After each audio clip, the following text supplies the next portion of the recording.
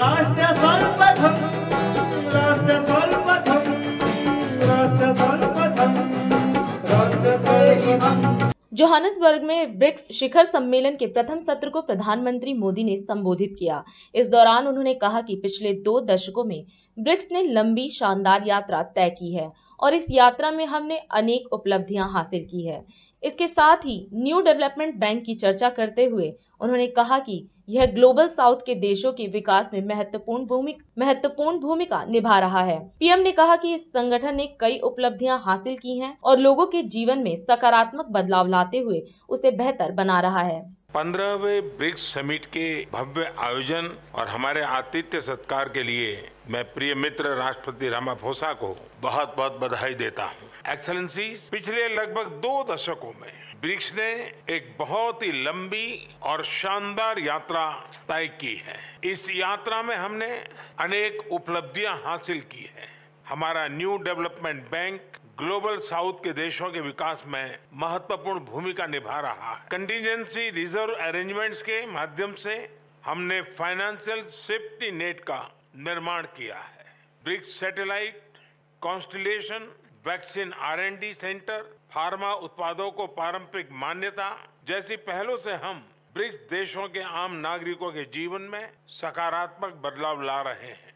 Youth summit, BRICS games, think tank council जैसे initiative से हम सभी देशों के बीच पीपल टू पीपल टाइज मजबूत कर रहे हैं। ब्रिक्स एजेंडा को नई दिशा देने के लिए भारत ने रेलवे रिसर्च नेटवर्क, MSMEs के बीच करीबी सहयोग, online BRICS database, startup forum जैसे कुछ सुझाव रखे थे। मुझे खुशी है कि इन विषयों पर उल्लेखनीय प्रगति हुई है। एक्सेलेंसी, हमारे करीबी सहयोग को और व्यापक बनाने के लिए मैं कुछ सुझाव आपके सामने रखना चाहूंगा। पहला है स्पेस के क्षेत्र में सहयोग। हम ब्रिक्स सैटेलाइट कॉन्स्टलेशन पर पहले से काम कर रहे हैं। एक कदम आगे बढ़ाते हुए हम ब्रिक्स स्पेस एक्सप्लोरेशन कंसोर्टियम बनाने पर विचार कर सकते हैं। इसके अंतर्गत हम स्पेस रिसर्च, वेदर मॉनिटरिंग जैसे क्षेत्रों में ग्लोबल गुड के लिए काम कर सकते हैं। मेरा दूसरा सुझाव है शिक्षा,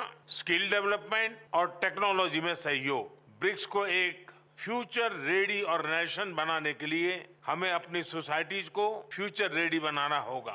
इसमें टेक्नोलॉजी की अहम भूमिका रहेगी। भारत में हमने दूर सुदूर तथा ग्रामीण क्षेत्रों के बच्चों और उनके तक शिक्षा पहुंचाने के लिए दीक्षा यानी digital infrastructure for knowledge sharing platform बनाया है। साथ ही स्कूल के विद्यार्थियों के बीच इनोवेशन को बढ़ावा देने के लिए हमने देश भर में 10,000 अटल टिंकरिंग लैब्स बनाए हैं। भाषा संबंधी बाधाओं को हटाने के लिए भारत में AI based language platform Bhashini का इस्तेमाल किया जा रहा है।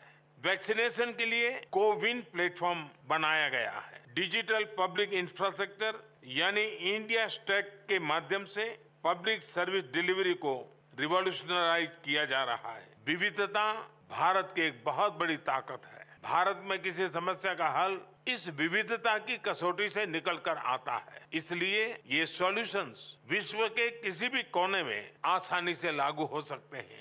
इस संदर्भ में भारत में विकसित इन सभी प्लेटफॉर्म्स को ब्रिक्स पार्टनर्स के साथ साझा करने में हमें खुशी होगी। मेरा दूसरा सुझाव है कि एक दूसरे की ताकतों की पहचान करने के लिए हम मिलकर स्किल मैपिंग पर कर सकते हैं। इसके माध्यम से हम विकास यात्रा में एक दूसरे के पूरक बन सकते हैं। मेरा चौथा सुझाव है बिग कैट्स के संबंध में। ब्रिक्स के 5 देशों में बड़ी संख्या में विभिन्न प्रजातियों के बिग कैट्स पाए जाते हैं। इंटरनेशनल बिग कैट अलायंस के अंतर्गत हम इनके संरक्षण के लिए साझा प्रयास कर सकते हैं। मेरा 5वां सुझाव है ट्रेडिशनल मेडिसिन को लेकर। हम सभी देशों में ट्रेडिशनल मेडिसिन का इकोसिस्टम है। क्या हम मिलकर ट्रेडिशनल मेडिसिन की रिपोजिटरी बना सकते हैं? एक्सेलेंसी, दक्षिण अफ्रीका की अध्यक्षता में ग्लोबल साउथ के देशों को ब्रिक्स में एक महत्व विशेष दिया गया है। हम इसका हृदय से स्वागत करते हैं। यह वर्तमान समय की मात्र अपेक्षा ही नहीं बल्कि जरूरत भी है। भारत ने अपनी G20 अध्यक्षता में इस विषय को सर्वोच्च प्राथमिकता दी है। One earth, one family, one future, इस मूल मंत्र पर हम सभी देशों के साथ मिलकर आगे बढ़ने का प्रयास कर रहे हैं। 2016 में भारत की अध्यक्षता के दौरान हमने ब्रिक्स को building responsive, inclusive and collective solution से परिभाषित किया था। 7 साल बाद हम कह सकते हैं कि BRICS will be breaking barriers, revitalising economies, inspiring innovation, creating opportunities and shaping the future. हम सभी ब्रिक्स पार्टनर के साथ मिलकर इस नई परिभाषा को सार्थक करने में सक्रिय योगदान देते रहेंगे। बहुत बहुत धन्यवाद। राष्ट्र सर्वप्रथम, राष्ट्र सर्वप्रथम, राष्ट्र सर्वप्रथम, राष्ट्र सर्वप्रथम।